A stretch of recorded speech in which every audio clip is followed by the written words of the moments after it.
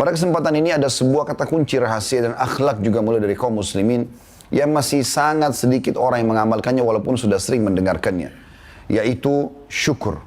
Bagaimana Allah subhanahu wa ta'ala dan Rasulullah SAW menekankan agar semua umat Islam berakhlak dengan sifat syukur ini. Ibnu Qayyim rahimahullah menyebutkan tentang definisi syukur. Asyukru, kata beliau, syukur itu adalah zuhur athari ni'matillahi ala lisani abdih, yaitu menampakkan dan menunjukkan adanya nikmat Allah pada diri seseorang melalui lisan hamba tersebut, yaitu sana'u wa'tirafa, dengan puji-pujian dan juga mengucapkan kesadaran diri bahwa ia telah diberikan nikmat. Wa ala qalbihi syuhudan wa mahabbah, dan di dalam hatinya dipenuhi dengan persaksian terhadap nikmat tersebut serta kecintaan kepada Allah yang telah memberikan nikmat. Wa ala jawarihi inqiyadu wa ta'ah, dan akhirnya telah aplikasikan dalam anggota tubuhnya keseharian berupa kepatuhan dan ketaatan kepada Allah subhanahu wa ta'ala. Syukur ini teman-teman sekalian adalah kata kunci bagaimana seluruh nikmat yang Allah berikan kepada kita bertambah atau minimal dia akan bertahan. Dan sangat sedikit hamba-hamba Allah yang bersyukur, dan Allah gambarkan dalam Al-Quran, wa qalilun min ibadiyasy syakur, tapi sayang sangat sedikit hambaku yang bersyukur. Pertanyaannya, kenapa sedikit hamba Allah yang bersyukur sementara mereka sudah semestinya tahu dan kelaziman harus difahami kalau syukur sebab utama bertambahnya nikmat. Karena Allah SWT berfirman dalam ayat yang lain, A'udzu billahi minasyaitonir rajim, la in syakartum la azidannakum wa la in kafartum inna adzabi lasyadid. Kalau kalian bersyukur saya pasti akan tambah. Kalau kalian kufur maka azabku sangat pedih. Dan kufur maksudnya adalah kufur lawan daripada syukur itu sendiri, mengingkari nikmat-nikmat Allah. Karena memang banyak orang di antara kita mau mengucapkan syukur kalau apa yang sedang dia targetkan tercapai. Dan itu harus seperti apa yang dia persepsikan. Padahal sebenarnya terlalu banyak nikmat Allah subhanahu wa ta'ala yang melimpah kepada kita dalam keseharian yang luput dari orang, itu adalah sebuah nikmat. Bukankah Nabi SAW sudah bersabda dalam hadis yang sahih, Man asbaha aminan fi sirbih, siapa yang tiba pada pagi hari dalam kondisi aman di tempat tinggal dia. Sebagian ulama hadis mengatakan bisa rumahnya, bisa juga wilayah tempat dia hidup, kota ataupun negaranya. Aman, tidak ada pertempuran, tidak ada kekacauan. Ya. Kemudian mu'afan fi jasadi, dia dalam kondisi jasadnya sehat. Lahu qutu yaumih, dan dia punya makanan yang mencukupinya untuk hari itu. Faka'annama hizat lahud dunya, maka seakan-akan dunia telah berkumpul semua kebaikannya pada dirinya. Nikmat Allah melimpah. Bukankah nikmat Allah dengan kita sekarang bisa melihat? Saya bisa melihat, para hadirin dan juga hadirin bisa melihat kepada saya. Ini sebuah nikmat, mata kita bisa menangkap cahaya. Bukankah hidung kita terus saja menarik oksigen dan juga mengeluarkan dalam waktu yang sangat selisih detiknya, dekat sekali, hasil-hasil pembakaran dari tubuh kita? Bukankah juga lisan kita bisa membedakan mana rasa manis, asam, pedas dalam waktu seketika? Bukankah kuping kita bisa membedakan mana suara, intonasi suara yang besar dan mana yang kecil? Bukankah seluruh anggota tubuh kita atau kulit kita masih pekah? Dengan memegang sebuah benda kita bisa bedakan mana kasar, mana lembut. Dan seterusnya, kalau kita ingin rincikan seluruh anggota tubuh kita, maka kita akan temukan nikmat Allah yang melimpah. Bahkan, seringkali saudaraku seiman, ada hal-hal yang mungkin di mata kita itu adalah sebuah tanda kutip siksaan, tapi itu adalah nikmat Allah. Bukankah kalau ditanya seseorang di antara kita, apa kau suka dengan rasa lapar? Tentu dia akan mengatakan tidak, karena di persepsi dia tanda kutip, lapar adalah sebuah siksaan. Atau kalau ditanyakan apa kau ingin haus? Maka jawabannya tentu tidak. Karena di persepsi dia secara pribadi adalah itu adalah sebuah siksaan, tanda kutip di sini. Begitu juga pada saat dikatakan apa kau ingin capek? Maka mungkin jawaban dia ya tidak, karena bagi dia capek adalah sebuah siksaan. Tetapi ini semua adalah nikmat-nikmat Allah yang besar. Bukankah tanpa lapar kita tidak enak makan? Bukankah tanpa haus tidak enak kita minum? Bukankah juga tanpa capek tidak enak kita istirahat? Kalau seandainya kita dalam kondisi lapar, saudaraku seiman, walaupun kita hanya makan nasi sama tempe atau sama sambal, lahapnya luar biasa. Tapi pada saat kita lagi kenyang, Walaupun ditawarkan makanan yang sangat mewah, kita akan anggap tidak perlu lagi menggunakan atau mengkonsumsi itu. Begitu juga dengan pada saat kita haus. Kita akan order khusus minuman yang dingin. Karena itu dengan haus kita merasakan nikmatnya minum tadi. Begitu juga pada saat kita dalam keseharian bekerja, atau kita kasih contoh yang lain, kalau dalam keseharian seseorang tidur, dari pagi dia tidur, sampai menjelang malam atau sore hari, kemudian di malam hari disuruh tidur lagi. Kalau kita tanya apakah dia mau tidur, jawabannya tentu tidak. Karena dia sudah selalu tidur dari pagi sampai sore. Maka malam dia gelisah, nggak bisa tidur. Tapi coba kalau seseorang itu bekerja dari pagi hari, dalam kondisi dia letih, dia capek, dan malam hari, dalam kondisi dia capek, dia tidur walaupun cuma sejam, 2 jam, rasanya nikmatnya luar biasa dari istirahat tersebut. Berarti apa yang kadang-kadang dianggap dalam persepsi sebagian orang negatif, itu adalah sebuah siksaan, ternyata nikmat Allah yang sangat besar. Makanya Allah SWT mengingatkan dalam firman-Nya, A'udzu billahi minasyaitonir rajim wa in ta'uddu ni'matallahi la tuhsuha. Kalau seandainya kalian mau menghitung nikmat Allah, maka kalian tidak akan mampu menghitungnya. Syukur adalah sifat Allah Subhanahu wa taala. Allah adalah syakur. Dalam firman-Nya dalam surah Asy-Syura ayat 23 berfirman, A'udzu billahi minasyaitonir rajim, innallaha ghafurun syakur. Allah itu zat yang ghafur dan juga zat yang syakur. Kata At-Tabari, Imam Abu Jarir At-Tabari, salah seorang ahli tafsir yang masyhur dalam tafsir beliau, menyebutkan bahwasanya ghafur artinya adalah Allah Maha Pengampun terhadap dosa hambanya, walaupun dosa itu melimpah dan terulang-ulang dikerjakan. Dan syakur adalah Maha Pembalas kebaikan sehingga Allah melipat gandakan ganjarannya. Di dalam firman Allah yang lain dalam surah At-Taghabun ayat 17, Allah SWT berfirman, A'udzu billahi minasyaitonir rajim, wallahu syakurun halim. Allah itu syakur dan halim. Kata Ibnu Katsir rahimahullah dalam tafsir beliau, syakur dalam ayat ini adalah maksudnya memberi balasan kebaikan yang sedikit dengan ganjaran yang banyak. Ini sifat Allah Subhanahu wa taala, dan Allah mau kita bersifat dengan sifat terima kasih atau syukur ini.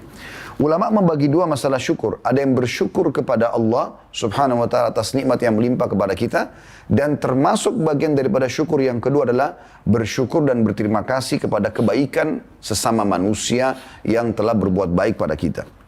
Syukur ini juga termasuk sifat para nabi-nabi.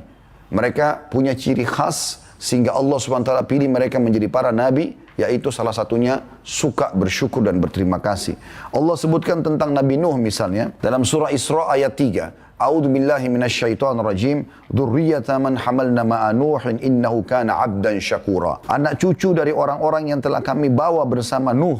Sesungguhnya Nuh itu adalah hamba yang banyak bersyukur. Jadi bukan cuma bersyukur, tapi banyak bersyukur. Lisannya selalu mengatakan alhamdulillah dalam setiap keadaan.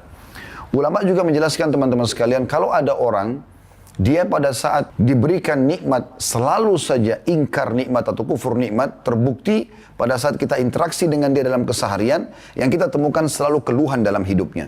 Selalu dikeluhkan istrinya, anaknya, pekerjaannya, tidak ada sesuatu yang lebih yang dianggap sebuah nikmat. Kita temukan dari awal ketemu sampai akhir kita berpisah dengannya, maka semua lisannya berisikan keluh kesah. Ini menandakan orang yang kufur nikmat. Tingkat yang kedua, ini adalah tingkat standar, yaitu orang-orang beriman. Yang kata Nabi SAW dalam sebuah hadis yang masyhur, ajaban li amri mu'min, sungguh mengagumkan perkara orang beriman. In asabahu sarra syakar.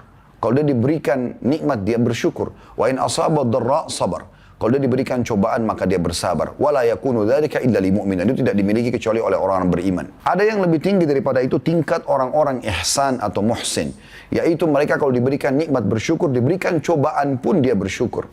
Jadi walaupun dia kena penyakit, walaupun dia kena musibah, maka dia selalu lisannya mengatakan alhamdulillah. Karena dia sangat yakin Tuhannya tidak akan mungkin mengujinya kecuali dengan hikmah dan kemahaadilannya. Juga Allah menguji Ibrahim alaihissalam. Dalam surah An-Nahl ayat 120 sampai 121, A'udzu billahi minasyaitonir rajim, inna Ibrahim kana ummatan qanitan lillahi hanifa wa lam yakun minal musyrikin, syakiran li an'umih ijtabahu wa hadahu ila siratim mustaqim. Sesungguhnya Ibrahim adalah seorang imam yang dapat dijadikan teladan, lagi sangat patuh kepada Allah dan hanif, lurus, berada di atas hukum atau syariat Allah Subhanahu wa taala. Dan sekali-kali bukanlah dia termasuk orang-orang yang musyrik. Dan ia senantiasa mensyukuri nikmat-nikmat Allah yang telah memilih atau Allah yang telah memilihnya dan menunjukinya kepada jalan yang lurus. Begitu juga baginda Nabi SAW, Nabi dan pimpinan kita, satu malam beliau izin atau menyampaikan kepada Aisyah, karena itu malamnya Aisyah, wahai Aisyah, malam ini aku akan bermunajat kepada Tuhanku. Maka Aisyah pun mengatakan, baiklah ya Rasulullah, saya pun suka dengan bermunajat. Maka Nabi SAW berdiri dari awal setelah sholat ba'da Isya masuk rumah sampai subuh tidak tidur. Dan beliau sholat sampai telapak kaki beliau pecah. Dikatakan dalam sebuah riwayat, karena Rasulullah SAW idza shalla qama hatta tafattara rijlah. Beliau SAW kalau bangun mengerjakan sholat malam, saking lamanya berdiri dan baca ayat, sampai telapak kaki atau tumit beliau pecah-pecah. Qalat Aisyah, maka pada saat itu di malam Aisyah bertanya, ya Rasulullah, atasna'u hadha, apakah anda melakukan perbuatan sampai seperti ini? Waqad ghufira laka ma taqaddama min dhanbika wa ma ta'akhkhar, sementara dosa-dosamu yang lalu sudah dimaafkan dan yang akan datang juga sudah dimaafkan. Faqala ya Aisyah, maka Nabi SAW menjawab, afala akunu abdan syakura, tidakkah layak aku menjadi seorang hamba yang bersyukur? Syukur bukan cuma ucapan lisan, tetapi perlu diikuti dengan pemahaman yang jelas, yaitu dia sebuah ibadah. Dan setiap muslim harus memahami ibadah itu akan ada ganjaran yang sangat besar. Bukan hanya sebatas syukur lalu ditambah nikmat, tapi akan dicatatkan sebuah pahala yang akan memberatkan timbangan pada hari kiamat. Oleh karena itu setiap muslim harus memahami syukur bagian daripada kehidupan dia. Ada beberapa buah atau mutiara dari syukur itu. Yang pertama, syukur adalah sifat orang beriman. Artinya kita bisa mematok orang itu beriman kalau dia banyak bersyukur. Terbukti setiap kali kita ngobrol sama orang yang bersyukur itu adalah selalu saya mengatakan Alhamdulillah, Alhamdulillah, Alhamdulillah. Selalu saja mengatakan Alhamdulillah. Allah subhanahu wa ta'ala, Nabi SAW mengatakan dalam hadis tadi yang sudah saya sebutkan, yaitu sungguh mengagumkan perkara orang beriman, kalau dia diberikan nikmat dia bersyukur. Ya, kalau dia diberikan cobaan dia akan bersabar. Kemudian itu hadis riwayat Muslim. Yang kedua, merupakan sebab datangnya ridhonya Allah subhanahu wa ta'ala. Dan makna ridho, kalau kita mendefinisikannya dalam kehidupan kita sehari-hari sebagai manusia, kalau ada orang miskin yang datang minta, kemudian dia mengatakan misal, tolong bantu anak saya sakit, saya butuh uang 200 ribu, 500 ribu, 1 juta rupiah. Lalu kita memberikan dia uang sejumlah yang dia minta. Kita baru membantunya, belum membuatnya ridho. Makna ridho adalah kita akan mencari tahu di mana orang ini tinggal, permasalahan apa yang dihadapi dalam hidupnya. Mungkin kita akan mendatangi rumahnya, kita akan mencari tahu tentang keadaan anak-anaknya. Kalau tidak sekolah, kita akan sekolahkan. Kalau kontrakannya belum dibayar, kita bayarkan. Kalau seandainya dia butuh apapun rumah sakit, misalnya kita akan bantukan.